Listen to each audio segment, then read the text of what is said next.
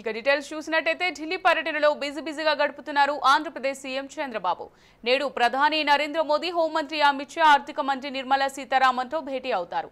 కేంద్ర బడ్జెట్ తర్వాత తొలిసారి ప్రధానితో భేటీ అవుతున్న నేపథ్యంలో సీఎం పర్యటనపై ఉత్కంఠ నెలకొంది.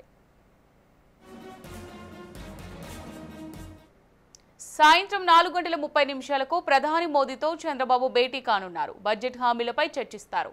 అంతేకాకుండా అమరావతి పునర్నిర్మాణం, పోలవరం, వెనుకబడిన జిల్లాలకు నిధులతో పాటు కొత్త రుణాలపై కూడా మోదీతో చంద్రబాబు చర్చించే అవకాశం ఉందని ప్రభుత్వ వర్గాల టాక్. ఇటీవల బడ్జెట్లో అమరావతికి ప్రత్యేక సాయంగా 15,000 కోట్లను ఆర్థిక మంత్రి నిర్మలా సీతారామన్ ప్రకటించారు. దీనిపై చర్చించేందుకు ఇటీవల ప్రపంచ బ్యాంక్ టీం కూడా అమరావతి వచ్చి వెళ్లింది. ఈ నేపథ్యంలో కేంద్ర గ్యారంటీపై చంద్రబాబు చర్చించనున్నారు. వైసీపీ ప్రభుత్వ హయాంలో చేసిన రుణాల రీస్కెడ్యూల్ కి సంబంధించి ప్రధాని మోదీకి చంద్రబాబు వినతి పత్రం ఇవ్వనున్నారు. కేంద్ర బడ్జెట్ తర్వాత తొలిసారి ప్రధానితో భేటీ అవుతున్న నేపథ్యంలో సీఎం పర్యటన ప్రాధాన్యం సంతరించుకుంది.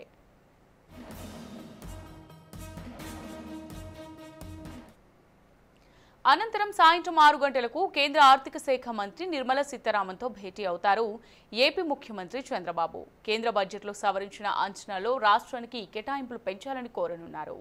అలాగే విభజన చట్టంలో పేర్కొన్న పెండింగ్ అంశాలపై చర్చిస్తారు. తర్వాత సాయంత్రం 7 గంటలకు కేంద్ర హోంశాఖ మంత్రి అమిత్ షాతో భేటీ అవుతారు.